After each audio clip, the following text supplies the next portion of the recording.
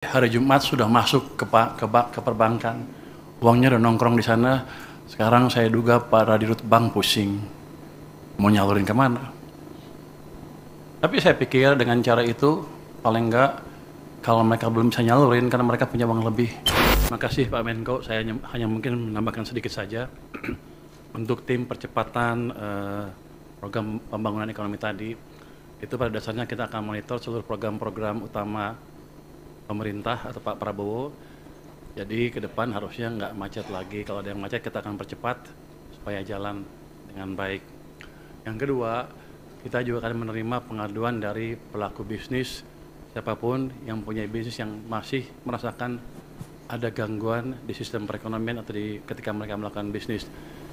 Kita akan terima laporan mereka, kita akan sidangkan di tim ini setiap 1 minggu sekali. Jadi ini seperti Pokja 4 di zaman sebelumnya.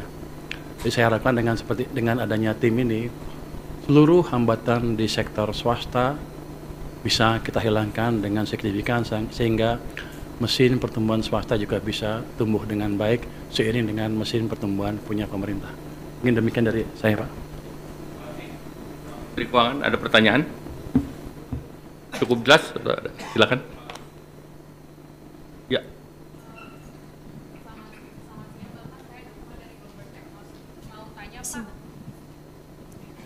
Izin mau tanya Pak soal stimulus PPh 21 DTP kan itu diperluas ke sektor hotel, resto dan lain-lain yang pariwisata tadi Pak. Apakah ada alasannya kenapa itu diperluas ke sektor tersebut Pak? Lalu izin bertanya juga ke Pak Purbaya, apakah ada estimasi total belanja perpajakan atau total insentif pajak yang ditanggung pemerintah berapa triliun Pak? Dan mau nanya juga Pak, ini kan dalam beberapa kali APBN kita tren penerimaan itu mengalami penurunan ya Pak. Di tengah hitung-hitungan fiskal yang ketat ini, bagaimana dampak dari stimulus yang diberikan terhadap perkembangan defisit? Apakah defisitnya APBN 2025 akan melebar atau seperti apa Pak? Terima kasih. Yang silakan Mas, 2 dulu ya. Selamat siang Pak Erlangga, Pak Purbaya Stefano dari Reuters. Pak mau nanya tadi ada estimasi anggaran stimulus itu 16,23 triliun, itu maksudnya untuk yang kuartal 4 2025 dan juga 2026, tapi anggarannya dari 2025 ya Pak, mau mastiin itu aja sih Pak. Kemudian untuk Pak Purbaya itu kan kita udah punya 200 triliun nih Pak di Himbara. Nah penempatan dana pemerintah di Himbara itu kan dapat depositonya bunganya sekitar 4%. Tapi nanti di koperasinya yang mendapat bunga itu bunga harapannya rendah. Jadi Pak mau tahu Pak, apakah ada selisih Pak biaya bunga Pak, biaya yang dikasih ke koperasi, dan kalau ada itu ditanggung sama siapa Pak? Apakah sama Himbara atau pemerintah gitu Pak? Memastikan tidak ada mismatch gitu Pak untuk biaya bunganya. Terima kasih. Baik, jadi yang terkait dengan tadi untuk perluasan ke sektor pariwisata, itu memang kita melihat bahwa sektor pariwisata terutama Horeca juga sedang mengalami tekanan. Oleh karena itu yang kemarin kita sudah berikan ke padat karya, kita perluas ke pariwisata. Dan diharapkan 482.000 orang bisa memanfaatkan, dan benefitnya mereka bisa memanfaatkan angka 60.000 sampai 400.000 tambahan ke orang per orang, sehingga kita berharap bahwa ini daya beli bisa terjaga juga.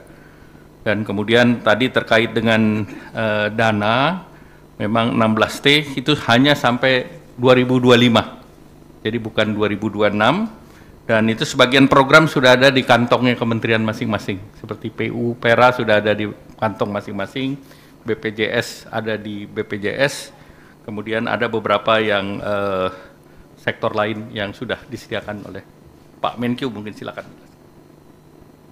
Hanya menjawab sedikit aja yang tadi anggaran defisitnya seperti apa. Yang paling besar tadi kan yang 2 kali 10 kilogram itu sekitar 7 triliun. Sudah ada uangnya kami sediakan, bukan berarti defisitnya melebar. Tapi saya bisa perkirakan tuh setiap tahun tuh penyerapannya berapa sih anggaran kita. Tahun lalu kan ada sisa juga. Saya bisa hitung sisanya berapa. Jadi daripada sisa tinggal 3 bulan lagi mungkin nggak kepake, saya pakai ke sana. Jadi ini hanya optimalisasi penyerapan anggaran supaya berdampak bagi perekonomian tanpa merubah defisit terlalu signifikan. Nanti kalau ekonominya tumbuh lebih bagus kan, kalau kita asumsikan rasio tax ratio-nya konstan, kalau PDB-nya tumbuh lebih cepat kan tax-nya lebih cepat juga. Jadi mungkin dampaknya ke defisit cenderung netral to positif. Tadi kalau apa tadi? Oh, yang bunga ya? Enggak, bunganya itu pada dasarnya ya, ini kan 200 triliun sudah masuk ke sistem. Uang itu bisa dipakai untuk Koperasi Merah Putih kalau sudah siap, dan kami ada instruksi ke perbankan kalau mereka pakai untuk Koperasi Merah Putih, otomatis bunga yang kami charge ke mereka lebih rendah, jadi ke 2% dari sebelumnya sekitar 4% ya. Jadi otomatis seperti itu. Jadi nggak ada lagi cost tambahan bagi Himbara ya. Jadi harusnya sih akan berjalan mulus. Cuma nanti kita gebrak-gebrak biar lebih cepat aja. Baik, masih ada? Dua lagi ya, silakan Mas. Untuk Pak Purbaya mungkin Pak, saya Herdi dari Detikom Pak. Mungkin pertanyaannya mengenai yang program gelontoran dana 200T ke perbankan Pak. Mungkin itu sejauh ini progresnya seperti apa Pak? Apakah semua sudah masuk ke 5 bank itu? Terus mungkin setelah ini gitu Pak, apakah itu kan cuma 6 bulan ya Pak ya penempatannya? Apakah nanti bisa diperpanjang atau mungkin diperluas selain 5 bank itu Pak? Iya, artinya 200T apakah bakal tambah juga gitu Pak? Mungkin pertanyaan saya itu aja Pak. Terima kasih banyak. Ada lagi? Cukup, silakan Pak Purbaya. Jadi 200T hari Jumat sudah masuk ke perbankan. Uangnya udah nongkrong di sana. Sekarang saya duga para dirut bank pusing. Mau nyalurin kemana? Tapi saya pikir dengan cara itu, paling enggak kalau mereka belum bisa nyalurin karena mereka punya uang lebih, dia nggak akan perang bunga lagi, bunga akan cenderung turun, itu akan berdampak ke ekonomi dengan itu sendiri ya. Bisa bunga pinjaman turun, bisa juga bunga deposit turun, yang jelas cost of money turun, jadi yang punya uang nggak ragu untuk belanjain, yang mau pinjam ke bank nggak ragu untuk pinjam. Untuk alokasinya sebetulnya niat saya adalah suka-suka banknya. Tapi kalau banknya agak bingung, nanti ada guidance di mana mereka bisa memanfaatkan uang itu untuk membantu program-program unggulan pemerintah. Jadi win-win solution ya. Jadi kalau mereka bisa pakai saluran ya salurin, kalau nggak bisa ya ke situ. Jadi mudah-mudahan, hampir pasti ekonomi akan berjalan lebih cepat. Setelah 6 bulan, saya udah hitung, ini pertanyaan banyak orang, apakah setelah 6 bulan akan ditarik oleh pemerintah. Saya bisa hitung bahwa biasanya uang pemerintah yang disimpan di bank sentral itu lebih di atas itu.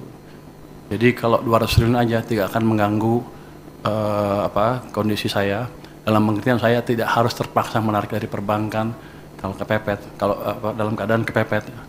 Jadi harusnya itu jumlah yang cukup sustainable untuk di bank maupun untuk berpurata pembiayaan program pembangunan yang lain. Enggak, taruh aja di situ terus. Saya nggak perpanjang, biar seperti itu.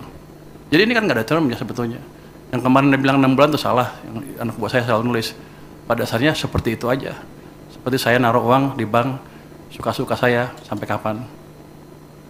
Muter di situ supaya muter di perekonomian.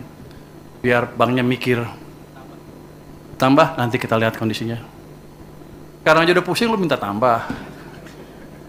Lu ngomong ke dirut bank deh. Dia udah pusing, aduh dikasih duit banyak nih, aduh. Tahu nggak Anda? Pada waktu saya mau nyalurin 200 triliun, banknya bilang apa?